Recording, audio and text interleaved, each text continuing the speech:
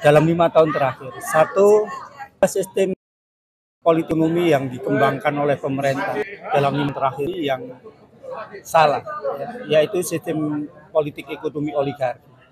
Sistem ini nampaknya pemerintah membangun elit, elit itu orang tertentu, di pengusaha dan pemerintah untuk menguasai menguasai pengambilan keputusan di dewan dan menguasai sumber daya alam, sehingga yang lain nggak kebagian. Elit oligarki ini tidak lebih dari 100 orang, mereka menguasai 60% kekayaan Indonesia, bahkan lebih, sekitar 70-an. Selebihnya harus dibagi, yang 30% itu ke rakyat Indonesia. Anda bisa bayangkan, banyak rakyat Indonesia tidak punya akses dalam mengolah sumber daya. Kemarin Jokowi mencabut seluruh tambang yang tidak ada izin. Siapa yang tidak punya izin? Ya rakyat, pertambangan rakyat. Yang kedua, ada persoalan korupsi yang diabaikan. Negeri kita ini menjadi naik derajat korupsinya. Kalau tidak salah, internasional sudah menyebut Indonesia sebagai negara paling korupsi di dunia. Temuan Mahfud MD yang 349 triliun itu tidak ditindaklanjuti. Siapa yang menghabiskan uang sebesar itu? Itu uang banyak itu. Kalau bangun rumah sakit, sekolah berapa banyak? Untuk mensejahterakan rakyat lebih dari cukup. Tidak hanya BLT aja, tapi untuk kepentingan-kepentingan bagaimana rakyat bisa bekerja itu lebih dari cukup. Tapi sampai sekarang tidak diurus. Kemudian yang ketiga, ada persoalan di mana Jokowi membangun sistem otoritarian personal. Jadi dia otoriter betul. Dia menggerakkan Mahkamah Konstitusi, DPR dan tentara serta polisi untuk berada dalam cengkeraman politik dia. Sehingga Anda lihat aja bagaimana calon presiden yang lain tiba-tiba dilarang oleh polisi. Kemudian ada persoalan di mana bagaimana tentara tidak berani ngomong dalam situasi seperti ini. Semua dalam cengkeraman dia. Ini yang disebut dengan oligarki personal otoritarian. Nah, yang keempat, kita tahu bahwa Jokowi juga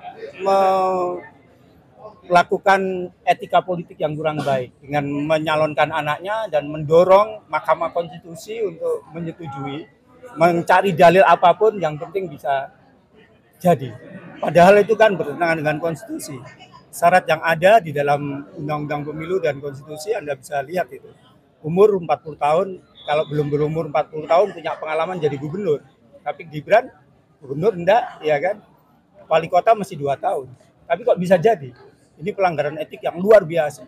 Nah, yang kelima yang dilakukan Jokowi, dia boleh berpihak, menyatakan dirinya sendiri boleh berpihak. Enggak boleh, dia sebagai penyelenggara. Masa ikut menendang bolanya?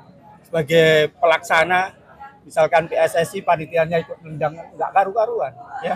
Nah, atas fenomena inilah, maka perguruan tinggi merasa karena ada IT yang luar biasa, nggak perlu turun ke jalan. Seperti ini kan nggak perlu. Nanti kan dia akan bisa lihat. Nah, hanya saja suara-suara perguruan tinggi ini ditanggapi negatif oleh Istana dan Jokowi. Satu, pernyataan Jokowi, ini kan negara demokrasi, itu hak mereka. Tapi dengan wajah yang saya lihat di TV, wajahnya tidak baik saja.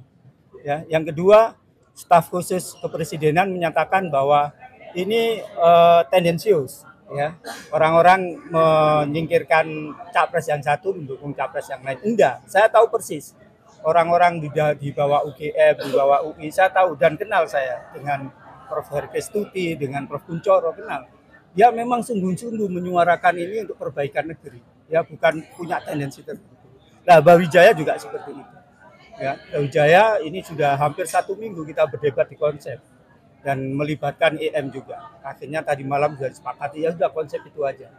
Bagaimana kalau itu dibiarkan seperti tanggapan mereka terhadap UI dan UGM? Kita akan melakukan sesuatu.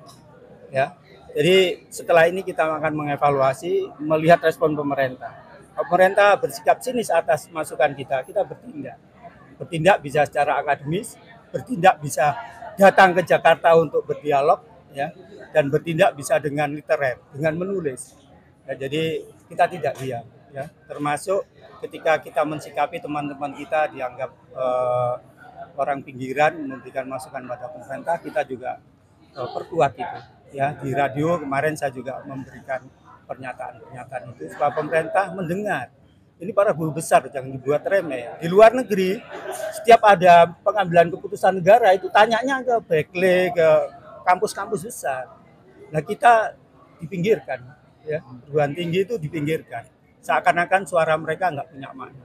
Nah, sampai ke depan mengingatkan pada negara, ambil keputusan itu ajak ngomong para guru besar, ya, supaya keputusannya lebih baik dan lebih bermanfaat. Pak Rahmat, terkait situasi yang disebutkan tadi,